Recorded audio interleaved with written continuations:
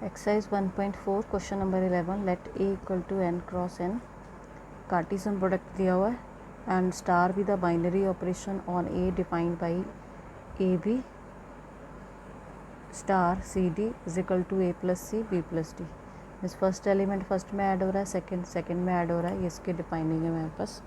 To triple type element ordered लिए हैं हमने क्योंकि यहाँ पे कार्टिजन प्रोडक्ट दिया हुआ है इसलिए ऑर्डर पेयर ले रहे हैं। Show that star is commutative associative, find the identity element for star on A. 3 properties हमें इसमें शो करनी है।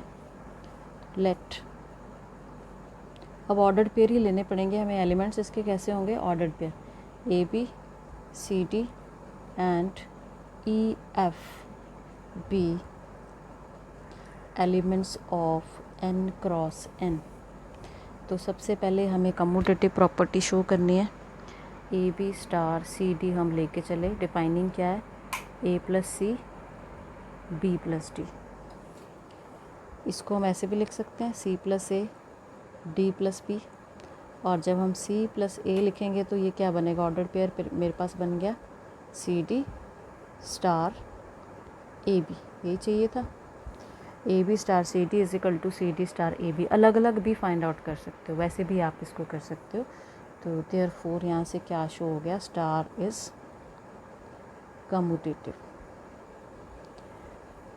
अब मुझे एसोसिएटिव शो करना है। A B order pair star with C D, इसको मैंने ब्रैकेट में रख दिया। स्टार ई एफ, पहले ब्रैकेट में प्रॉपर्टी लगानी है A plus C comma B plus D star with E F. इसमें फिर से स्टार लग रहा है तो बाइनरी ऑपरेशन क्या है? फर्स्ट एलिमेंट फर्स्ट में ऐड होगा, सेकेंड एलिमेंट सेकेंड में ऐड होगा। ये बन गया अब मेरे पास ऑर्डर्ड पेयर। दूसरी साइड सॉल्व कर लो। A B star C D star E F. अब हमने इसको ब्रैकेट में रख दिया। ए बी स्टार, यहाँ पे मैंने डिफाइनिंग लगाई C plus E comma D plus F. इसमें फिर से defining A plus C plus E B plus D plus F, और ये दोनों सेम है। This thing implies star is associative. दोनों साइड इक्वल होगी इसकी, सो स्टार इज एसोसिएटिव। अब मुझे फाइंड आउट करना है element, identity element. Now to find identity element, उसके लिए मुझे एक आइडेंटिटी एलिमेंट मानना पड़ेगा। तो वो जो आइडेंटिटी एलिमेंट है वो भी एक ऑर्डर्ड पेयर होगा। X y be identity element in n cross n। तो अब आइडेंटिटी वाली मेरी प्रॉपर्टी क्या है? ए बी स्टार ई था, यहाँ पे ई की जगह एक्स वाई आएगा। X Y star A B equal to element निकलना चाहिए, वो है मेरे पास A B is equal to A B for all A B. ये सारे के सारे मेरे पास नेचुरल नंबर है n क्रॉस n। यहाँ लगा दो property A plus X B plus Y equal to, यहाँ लग गया X plus A Y plus B is equal to A B. ये दोनों सेम ही है तो इनमें से एक ऑर्डर पेयर ले लो। A plus X comma B plus Y is equal to ordered pair A B. ये दोनों कंपेयर कर लिया मैंने। अब दो ऑर्डर्ड पेयर इक्वल कब होंगे? जब फर्स्ट एलिमेंट फर्स्ट के इक्वल होगा और सेकेंड एलिमेंट सेकेंड के इक्वल होगा। तो यहाँ से x की वैल्यू 0 आ गई, यहाँ से y की वैल्यू 0 आ गई। इट मीन्स कि मैं एक्स वाई आइडेंटिटी एलिमेंट लेके चली थी, तो अब एक्स वाई मेरे पास बन गया 0 0 और 0 0। ये दोनों ये आया मेरे पास identity element is the identity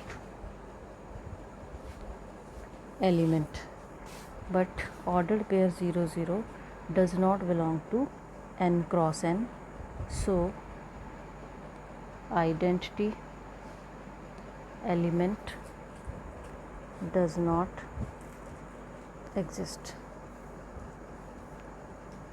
question number 12, question number 12 है मेरे पास। State whether the following statements state whether the following statements are true or false. Justify. First statement है for an arbitrary binary operation star on A set N A star A is equal to A for all A B belongs to N. Second है if star is a commutative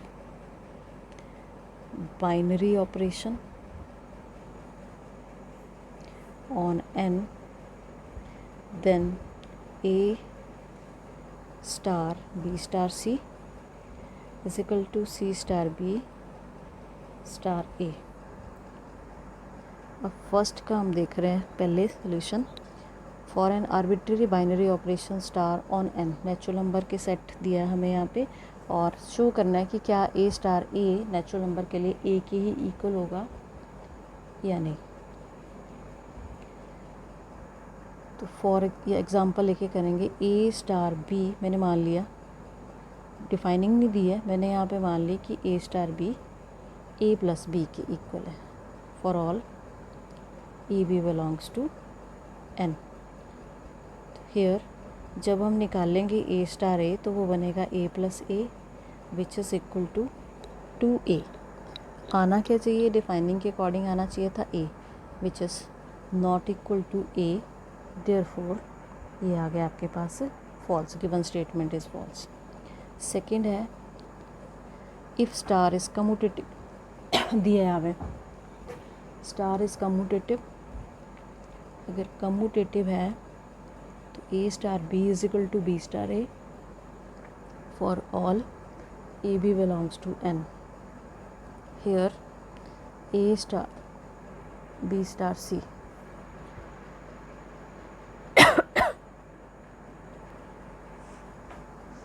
commutative property के बना यहाँ हम apply कर देंगे B star सी star ए. इसमें फिर से कम्यूटेटिव लग जाएगी सी star B,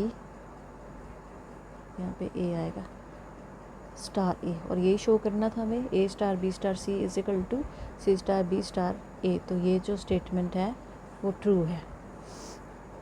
next question number 13 जो है वो आपने होमवर्क करना है. Consider a binary operation star on N defined as a star b is equal to a cube plus b cube. Choose the correct answer. First है is star both associative and commutative. Second is star commutative and not associative. Third is star associative but not commutative. Fourth is star neither commutative nor associative. तो easily आप दोनों property check कर सकते हो. Next है हमारे पास miscellaneous exercise of chapter 1.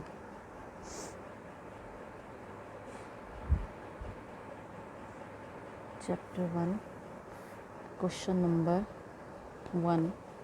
Let F is mapping from R to R be defined as f of x is equal to 10x plus 7. Find the function g is mapping from R to R such that g circle f is equal to f circle g is equal to identity element. निकालना हमें जी find out करना है। यहाँ पे ये दी हुई F X की defining 10x + 7 find the function G, और साथ में ये स्टेटमेंट भी हमें दी हुई है। तो गिवन क्या है, F of x is equal to 10x + 7 and G circle F is equal to F circle G is equal to identity. तो therefore G circle F of x is equal to F circle G of x is equal to identity element of X for all X, जो एक real number है। यहाँ पे defining लगा लो, circle हटा के bracket आ जाएगी, और आइडेंटिटी फंक्शन कब होगा, आइडेंटिटी फंक्शन की definition f of x is equal to x, वो लगा दी हमने यहाँ पे। एफ ऑफ एक्स की वैल्यू हमें दी हुई है, वो हमने यहाँ पुट कर दी। अब ये भी एफ ऑफ एक्स टाइप का है, लेकिन एक्स की जगह यहाँ जी एक्स है, तो 10x जहाँ पे था वहाँ जी ऑफ एक्स आएगा + 7 इज इक्वल टू एक्स। ये स्टेटमेंट मैंने ले ली, और यहाँ से मैंने जी ऑफ एक्स फाइंड आउट कर लिया, x - 7 / 10। जी मुझे फाइंड आउट करना था, जी ऑफ एक्स मैंने फाइंड आउट कर लिया ऑल्सो। अब इसको मैं यहाँ पुट कर रही हूँ, G of 10x + 7 is equal to, यहाँ लगाना है जी ऑफ एक्स, एक्स यहाँ पे है, एक्स क्या है मेरे पास 10x + 7 - 7 / 10, ये कट गया, which is equal to x. तो ये जी ऑफ एक्स हमारे पास फाइंड आउट कर निकल गया, और यही हमें इसमें फाइंड आउट करना था। Now question number 2, let F is mapping from W to W be defined as f of n is equal to n - 1 if n is odd, and f of n is equal to n + 1 if n is even. Show that f is invertible. Find the inverse of f. Here W is the set of all whole numbers. अब f की mapping दी है whole number to whole number. इसकी f n की 2 values हैं कि f of n जो है n - 1 होगा if n is odd, and f of n जो है n + 1 होगा if n is even. Show करना है हमें f इज़ इन्वर्टिबल, मीन्स मुझे 1 1 ऑन टू शो करना है यहाँ पे। फाइन, उसके बाद मुझे इन्वर्स फाइंड आउट करना है, 3 चीज़ें निकालनी है। तो 2 मैंने एलिमेंट ले लिए, let x1, x2 belongs to W, 2 element ले लिए। सबसे पहले मुझे 1 1 शो करना है इंजेक्टिव के लिए। तो अब क्योंकि 2 वैल्यूज़ हैं मेरे पास, इसलिए केसेस लेने पड़ेंगे। When x1 and x2 both are even. अब डिपेंड करेगा ना इवन है ऑड है, क्योंकि 2 डिफाइनिंग दी हैं अलग अलग।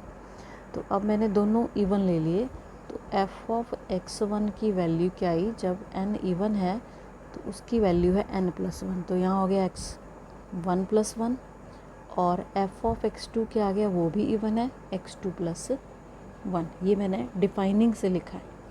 तो as x1 is not equal to x2, ये मैंने 2 डिस्टिंक्ट एलिमेंट्स लिए हैं, यहाँ पे आप लिख दो डिस्टिंक्ट लिए हैं हमने दोनों अलग अलग। As x1 is not equal to x2, तो ये भी इक्वल नहीं होंगे क्योंकि इसमें भी x1 x2 यूज़ हो रहा है। So f of x1 is not equal to f of x2, और 1 1 के लिए यही चाहिए था कि अगर एलिमेंट्स डिफरेंट हैं तो इमेजेस भी डिफरेंट है। तो देयरफॉर इस केस में f जो है 1 1 हो गया। नाउ केस 2 में आप दोनों ऑड ले लो। When x1 and x2 both are odd,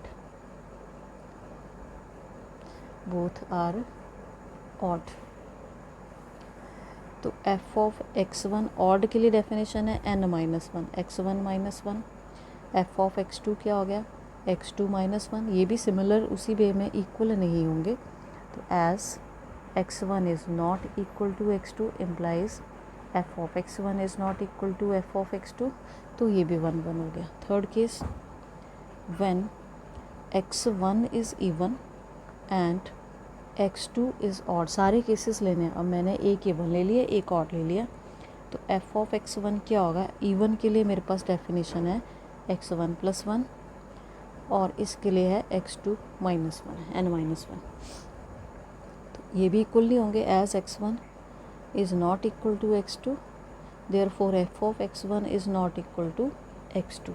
तो सभी केसेस सिमिलरली, अगला शो मत करो, सिमिलरली लिख दो कि when x one is odd and x two is even, तो उस केस में भी यही होगा। तो सारे केसेस में क्या डिस्कस हुआ? Therefore in all the cases f of x one is not equal to f of x two for all x one is not equal to x two. This thing implies F is 1 1। आगे अब हमें show करना है on to. On to के लिए मुझे को domain में एलिमेंट लेना है। लेट वाई बिलोंग्स टू डब्ल्यू, को डोमेन भी होल नंबर ही है। Then f of y minus one is equal to y if y is odd. Defining में यहाँ लिख लेती हूँ, इजी रहेगा। N minus one if N is odd and n plus one if N is even. और मैंने लिखा है यहाँ पे f of y minus one is equal to y. जब हम F of x equal to y निकालेंगे तो यहाँ से ये वैल्यू आएगी, उल्टी हो जाएगी value, and F of y plus one is equal to y if y is even. तो को डोमेन के एलिमेंट के लिए, ये को डोमेन के एलिमेंट के लिए हमें डोमेन में एलिमेंट यहाँ पे मिल रहा है। तो therefore corresponding to every element of codomain, यहाँ पे अगर आप सिर्फ डेफिनेशन भी लिख देते हो तो भी ये हो जाएगा। Codomain, there exist an element in domain such that F of x is equal to Y, so F is onto function. दोनों प्रॉपर्टी हैं। This thing implies F is invertible. अब मुझे इसका इनवर्स फाइंड आउट करना है। To find inverse of F, तो as F of N minus one is equal to N if N is odd and F of N plus one is equal to N if N is even. तो therefore n minus one अगर मैं यहाँ से निकालूँ तो f inverse n हो गया, and n plus one is equal to f inverse n. तो एफ इनवर्स एन की दो वैल्यूज़ आई, एन माइनस वन आया if N is odd, and n plus one आया इफ़ एन इज़ इवन, और ये एफ ऑफ एन ही आ गया। तो therefore f inverse is equal to f. अब क्वेश्चन नंबर थर्ड, ये होमवर्क करना है, third, fourth and question number 5। Question book से देख लेना, थर्ड, फोर्थ एंड 5 जो है ये होमवर्क करना है। That's all.